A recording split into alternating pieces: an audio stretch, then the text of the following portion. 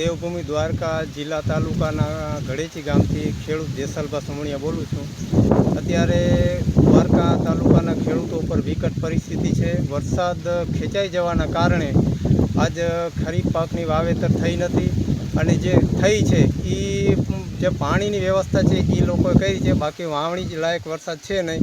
અત્યારે જાહેરાતો કરવામાં આવે છે કે દેવભૂમિ દ્વારકામાં 3 દિવસ માટે અતિવૃષ્ટિ કે ભારે વરસાદ થશે। થાય તો સારું, ભગવાન કરે ને થાય, બાકી જો વરસાદ નહીં થાય અને હજી 15-20થી વરસાદ ખેંચી જાય એટલે દ્વારકા તાલુકાના ખેડૂતો માટે એના દૈનિક જીવન માટે લટકતી તલવાર છે। કારણ કે પશુપાલકને ઘાસચારો નહીં મળે, ખેડૂતને ખેત પેદાશ નહીં મળે, એટલે આવતો વર્ષ આખો ગંભીર પરિસ્થિતિમાં નીકળશે। અને અત્યારે ખેડૂતોની પાયમાલ જેવી પરિસ્થિતિ છે।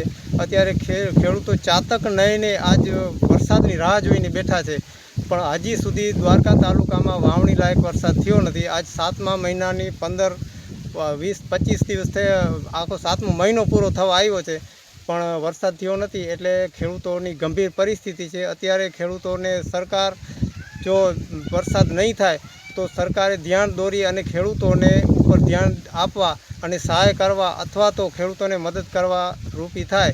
કારણ કે અત્યારે ખરીફ પાકની અડધી સિઝન વહી ગઈ છે ને હવે કદાચ વરસાદ થાય તો એ ખરીફ પાકની અંદર ખેડૂતને જે પોતાના દૈનિક જીવન જીવવા માટેનો જે નફો થતો હોય એ ન થાય।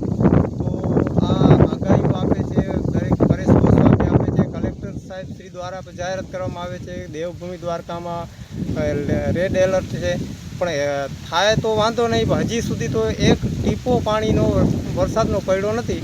તો મહેરબાની કરી અને હું સરકારશ્રીને, તંત્રને અને જે તે સંબંધિત અધિકારીઓને કહું છું, જો દ્વારકા તાલુકામાં વરસાદ ન થાય તો દ્વારકા તાલુકાને અછતગ્રસ્ત જાહેર કરવા મારી નમ્ર વિનંતી છે। જય દ્વારકાધીશ, વંદે માતરમ, જય ભારત।